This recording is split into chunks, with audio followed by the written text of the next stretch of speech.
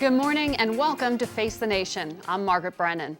We begin today with two congressional Republicans from South Carolina, Senator Tim Scott and Representative Trey Gowdy. Their new book, Unified, tells the story of their close friendship and their hope to heal a divided country. Welcome to both of you, gentlemen. Thank you. Thank you.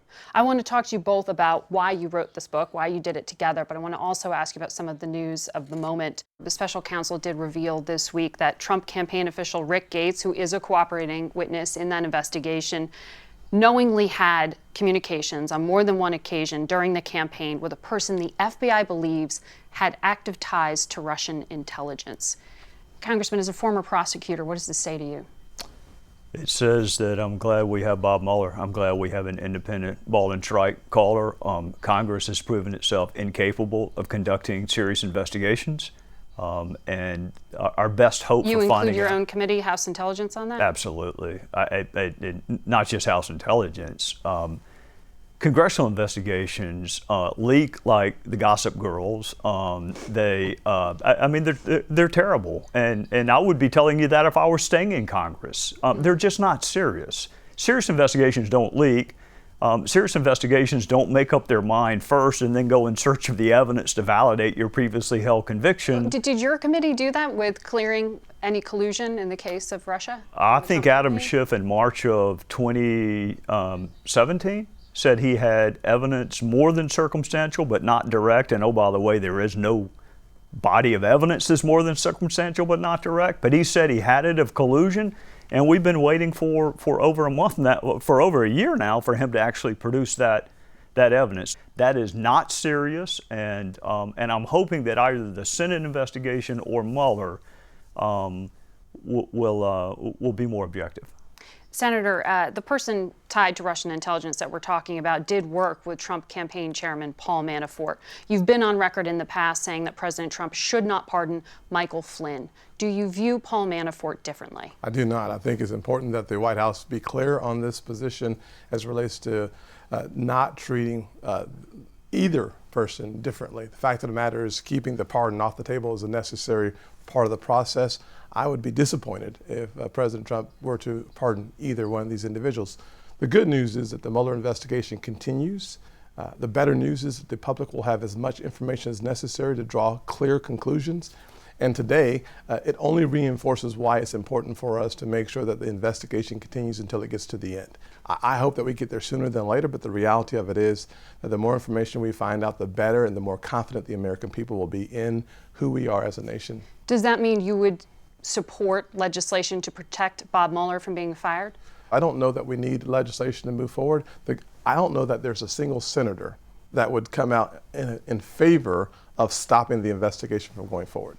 Senator, you are on the Armed Services Committee. I want to ask you a bit about what we've heard from the president. He's been floating this idea of asking to use Pentagon funding to pay for this border wall.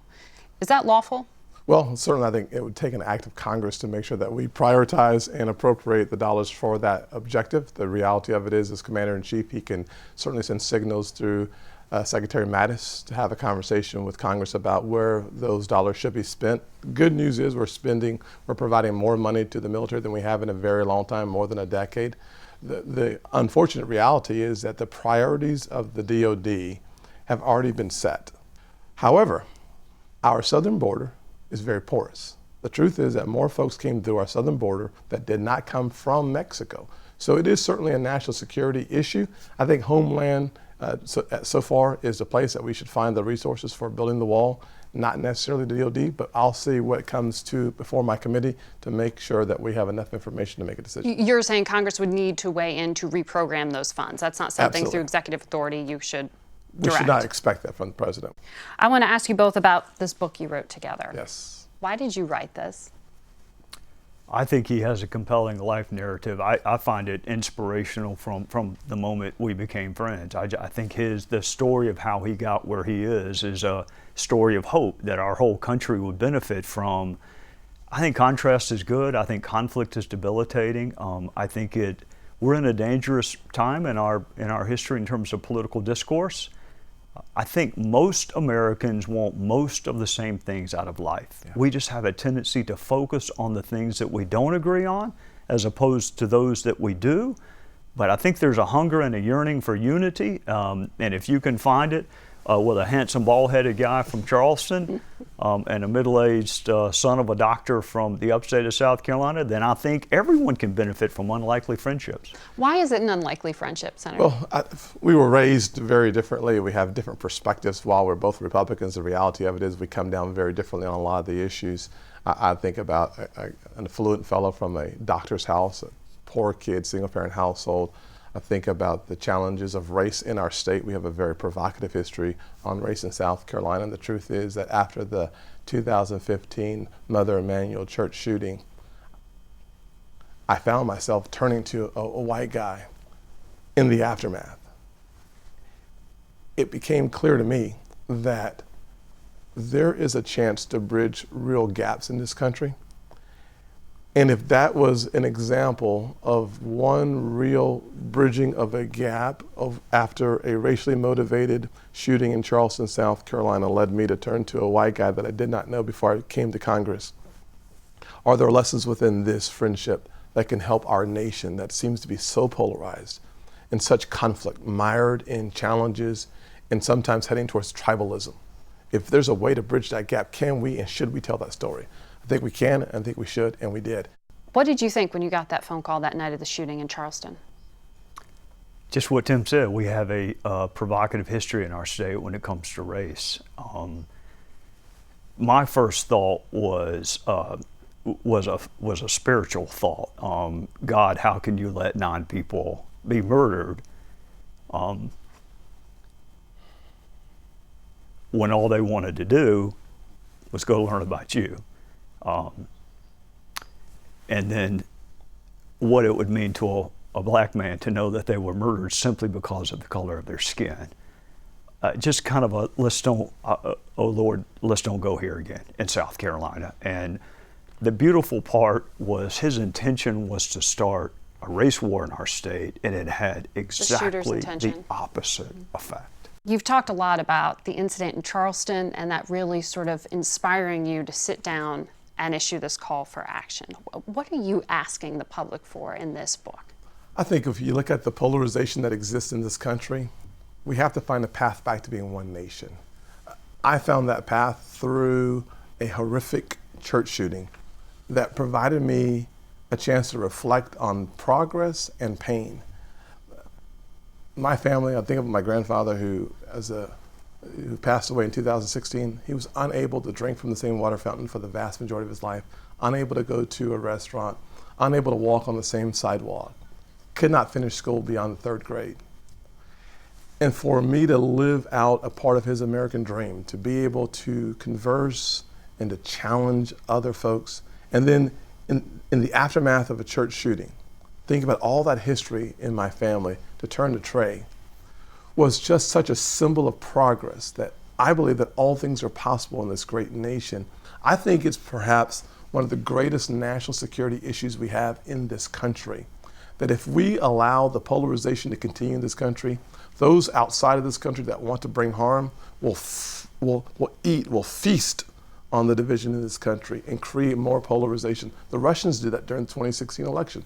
They focused on the opportunity to sow seeds of discord that only leads to an erosion of our foundation and makes us quite more vulnerable. Do you think that President Trump and his administration have deepened this divide? Have you seen any signs of hope that they're helping to bridge it? I will say that when I went to the president after the Charlottesville incident, he asked me, what could he do? We were not on the same page as it relates to the history of race in this nation. But we found a common position on legislative remedies that could help people in distressed communities. The opportunity zones that we're talking about throughout this country, the president said he would commit to supporting that legislation. He did. It's now law. And now 50 million Americans may see reasons to breathe hopefully about the future because of that legislation that will bring more resources into distressed communities. After Charlottesville, you said the president is not a racist, but he is racially insensitive. Yes. Is that still what you believe? Absolutely. Yeah, the president is not a racist, but is he racially insensitive? I think the answer is yes. You haven't seen an improvement in language or in actions by the Justice Department? Well, I can't say whether or not the entire administration reflects his position. I will say that he has been very positive on legislative remedies. I think if you follow the facts, what you'll find is that unemployment rates within the African American community at 6.9% haven't been this low in almost 2 decades. The Hispanic community hasn't been this low in almost 2 decades. The fact is that the policy position of the administration is moving this country in the right direction economically. We still have to work on the tone and the rhetoric. Once again, we are seeing protests about the shooting of an unarmed black man and questions being raised about excessive force in the case of Stephon Clark. And this question at the White House was responded to with the answer, this is a local matter. Do you think that these conversations need to be had at the federal level? Do you wish that they were, or is that not appropriate? No, it's a national conversation. I actually took the local matter to be, maybe it's because I'm a prosecutor, that it's a state crime. It's a local law enforcement matter from a criminal justice standpoint, but it's a national conversation. Tim knows my bias, I'll put that word in quotes, is towards law enforcement, as you would expect a prosecutor's to be. I am not oblivious to the fact that there are bad police officers, just like they're bad everything else. He has helped me remarkably.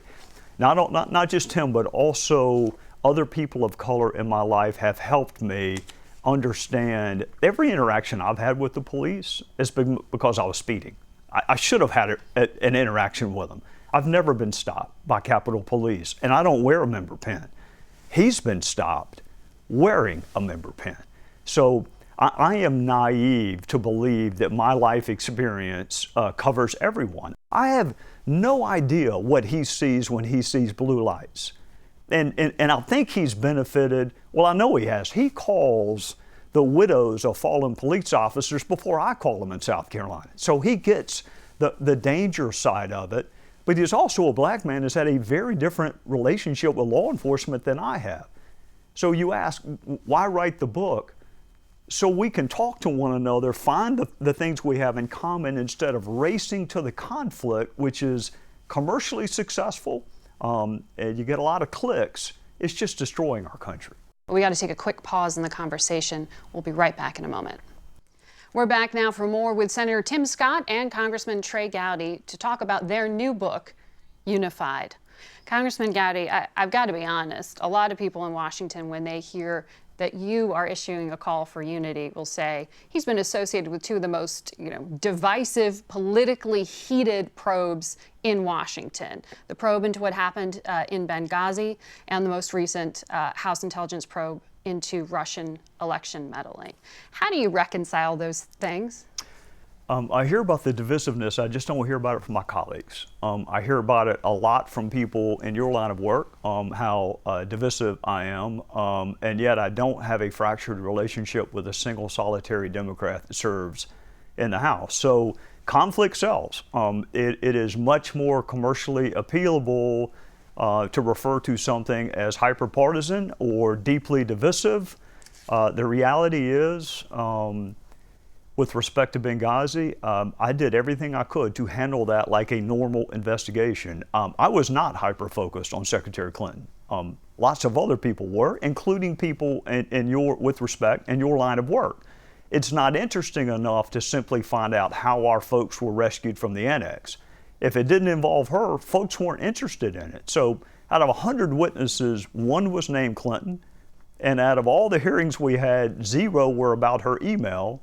But yet, that's the narrative that's imprinted. And it's one reason I can't wait to be out of politics, frankly, where the jury is a little more open-minded. They haven't made up their minds yet. Facts matter. And there's a referee that can say, you know what, there's no evidentiary support for that whatsoever. In politics, you can say it and get away with it. Well, you do talk in the book, though, about the Benghazi investigation being personally difficult. It was terrible. You actually, Senator, described it as probably the loneliest extended session of his life. Let me just weigh in here very quickly. Whether it's Russia or the Benghazi investigation, the one thing that Trey tried to do in both situations was go after the truth, not after Hillary Clinton, and Republicans were unhappy with that. He went after the truth. Democrats were unhappy because Hillary Clinton was attached to the conversation. She had no choice but to be attached to it. It happened on her watch. But on the Russia situation, the fact of the matter is, if you've listened to Trey Gowdy talk about how poorly the president's lawyer represented his position, there's no question that if you're looking for a way to be partisan on the issue, you don't make those comments. You're referring there to John Depp. If you're looking for the truth, yes, if you're looking for the truth, then you go where it leads. And there's no doubt that if you look at the actual evidence on both of those situations, it is clear that Trey Gowdy was looking for the truth. And one of the reasons why I talk about that in the book, the Benghazi story, is because to watch the weight of the investigation on his face and on his shoulders, and frankly on that hair that is now whiter than snow, it is because he did not want to be a partisan. His objective was to be a prosecutor looking for the truth and then present the evidence to the American people and let that jury decide. You know, in reading this book, it's clear the affection you have for each other. And Congressman Gowdy, you seem very supportive of the senator and him staying in Washington, though you say you're going back home. People are going to ask the question of whether you are going to make a run for office. I know you're not going to want to answer it, but Congressman, should he run for president in 2020? Oh, well, I don't know about 2020. I've run in 2 Republican primaries. Talk about lonely. That's the loneliest feeling in the world, running against an incumbent in a primary. I would love. So you don't think that'll happen for President Trump? He won't be primary? It may, but I don't think it's going to be Tim Scott. I would love for Tim Scott to run for president, whether it's 2024, whenever it fits his heart. But he has a cheery, optimistic brand of conservatism that I think our country would benefit from. And quite frankly, whether he won or not, our country would be better off hearing someone with his life story, the grandson of a man who couldn't read, picked cotton, and then he grew up to pick out a seat in the United States House of Representatives. That's a story I wish my fellow citizens could hear. Whether he wins, I hope he runs. Senator? I'm not even running for my homeowner association's presidency. So at this point, I thank God that I've had the privilege of serving the great people of South Carolina and this great nation. I'm a kid that got a second chance. I almost flunked out of high school as a freshman. My mother worked 16 hours a day to give me a reason to believe in this nation and having a great work ethic. I'm blessed already to fulfill a part of the mission that I think the good Lord has sent me to fulfill. And as long as I continue to work hard for the people, whatever the good Lord has next for me, I'm open to it. Senator, Congressman, Yes, ma'am. Thank you very much for sharing your story. And just ahead, Vermont Senator Bernie Sanders.